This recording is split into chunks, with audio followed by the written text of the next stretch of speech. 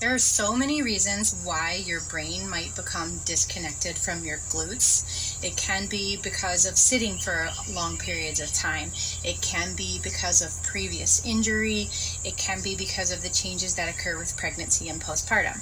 But when this happens, you don't, as a general rule, just stop performing all the exercises or all the movements that your glutes would participate in, like getting you up out of a chair or lowering you down to the floor or standing on one leg or whatever. You just learn to substitute with a different group of muscles instead of your glutes. And whichever group of muscles you choose to substitute with is going to be different in different people.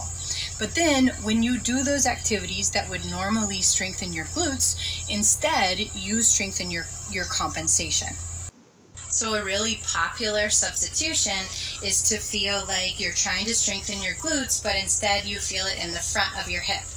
If you feel it in the front of your hip, it's actually because you have such tightness in the deep rotators underneath of your glutes in the back of your hip that you're actually pushing your femur, the ball of your femur, forward in the socket, and you're getting a rub or a pinch here in the front of your hip, in the front of your hip socket, because you have such tightness in the back. So when this is the case, you want to learn to lengthen these muscles in the back by rotating your hip in one or both directions, inward and outward, and you also want to find a trick that helps you to turn back on your glutes. So it might be squeezing in or pulling apart like I showed you in today's reel, or it might be this.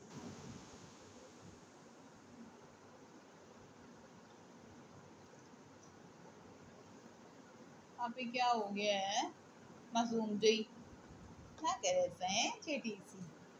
On a completely different topic, there are a lot of variations to a diastasis recti, and where you notice the most of your separation gives us an indication about what your strategy is. So if most of your separation is above your belly button, you generally have more flared or more open ribs in the front. You generally have more tension at that same level in your back, and your lower abs are overpowering your upper abs. So in this case, you want to learn to do that backward shift that we were talking about earlier in the week to engage your upper abs to be able to balance them with your lower abs and recreate that tension across the midline again. But this is a really well-timed question. I have some more free content coming out for you guys very soon on diastasis. So if you want to make sure that it comes directly to you, get on my email list.